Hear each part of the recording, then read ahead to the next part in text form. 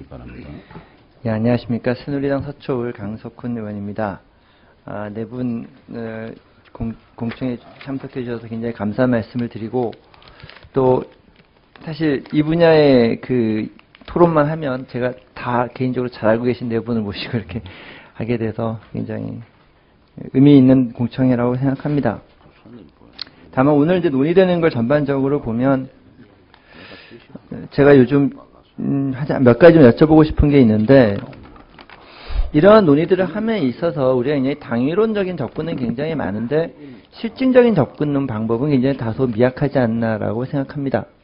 그래서 혹시 네 분 중에 최근에 와서 대중소기업 간의 관계에 있어, 특히 하도급 간의 관계에 있어서 이것이 과거보다 엄청나게 악화되었다는 구체적인 증거나 또는 과거보다 더 개선되었다는 어떤 구체적인 증거를 가지고 계신 혹시 진수님께서 계신가요? 내가 아는 데이터로는 이렇다. 그게 있나요? 공정위에서 발표된 자료에 의하면 그게 뭐 사실이라고 믿는데요. 예, 근데 현금 결제 비율 같은 건 계속 올라가고 있습니다. 그러니까 뭐 과거 한 4, 5년 전에 현금 결제 비율이 한 50%, 60% 수준이었는데 지금은 90% 수준에 이르고 있습니다. 그런데 이제 그런 것은 물론 그 지표상으로는 굉장히 좋아지고 있는 것이지만 동시에 그것이 납품 단가 인하하고 연결되어 있다 이렇게 생각이 됩니다. 왜냐하면 우리가 시장에 가서 카드를 쓸 때하고 현금을 줄 때하고 주는 값이 다르지 않습니까? 그러니까 이것을 이제 현금 결제 비율을 정부가 그 평가 지표로 강조하다 보니까 그것이 좋아지긴 하지만 또 부정적으로는 시장에서는 또 그것에 대한 대가가 분명히 있는 게 아닌가 이렇게 생각도 듭니다. 현금 결제 비율이 높아진 것이 대기업의 부당 행위의 증거다. 부당 단가 인하의 증거다. 연결돼 있다 이렇게 연결돼 있다라고 추정할 수 있다는 추정하시는 거죠. 거죠. 예. 그러니까 김 박사님 충분히 추정이 가능하다고 생각됩니다만 지금 제가 그러니까 굉장히 논의가 저도 개인적으로 이런 그 중소기업을 보호하기 위한 이런 조치들이 굉장히 필요하다고 생각하는데 전부 학자분들이 계신데 그런 데이터를 이렇게 최근의 추세라든지 이런 거에 대해서 명확하게 보여주시는 그 학자분들을 못 빼서 제가 다시 한번 여쭤본 거고요. 만약에 이 그 징벌적 손해배상제를 도입한다면 전체 그러니까 우리나라 예를 들어서 우리나라 전체 하도급 간의 거래 관계에 있어서 예를 들면 부당 단가 인하로 인한 부당 이득의 취득 규모는 어느 정도라고 추정하시는 건가요, 지금? 그러니까 원수급자가 하도급자에게 얼마나 많은 이걸 요구해서 얼마나 많은 이득을 취하고 있는지라는 데이터가 있나요? 유 교수님. 예, 제가 먼저 말씀드리겠습니다. 사실은 그런 지금 실증 분석 데이터를 구할 수가 없습니다. 제가 한 4, 5년 정도 계속해서 실증 분석 중심으로 해왔는데요.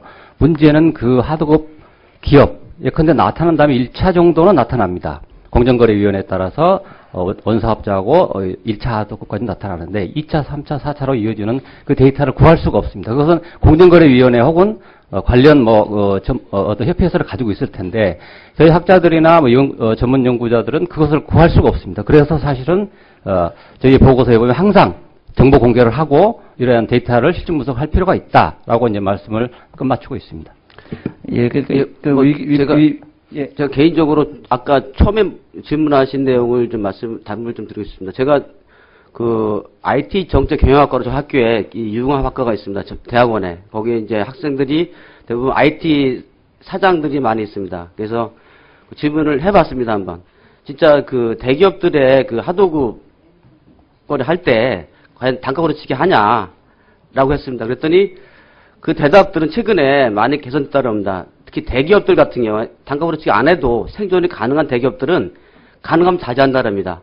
지금 가장 문제가 뭐냐면 단가 후려치기, 특히 이제 경기 변동했을 때 소위 말하는 그 가격이 갑자기 그 원자재 값이 폭등했을 때 발생되는 그러한 그 손실을 감당하기 어려운 그러한 기업들이 자꾸 하청업체에 이제 단가를 손실 떠넘기는 이러한 경우가 발생할 수 있는데 이런 경우가 실은 제일 문제라고 봅니다. 그래서 저는 개인적으로는 제가 최근에 들은 바에 따르면 우리가 생각하는 대기업들, 소위 말하는 대기업들의 경우에는 이 단가 후려치기 문제는 점점 특히 지난 정부 때부터 논의됐기 때문에 많이 개선되고 있는 걸 알고 있고, 지금 제가 아까 말씀드렸듯이 우려되는 부분은 실은 중소 2차, 3차 협력업체들이 원사업자가 되는 경우에 그런 경우에 이 법이 적용되게 되면 위험할 수 있다라는 말씀드립니다.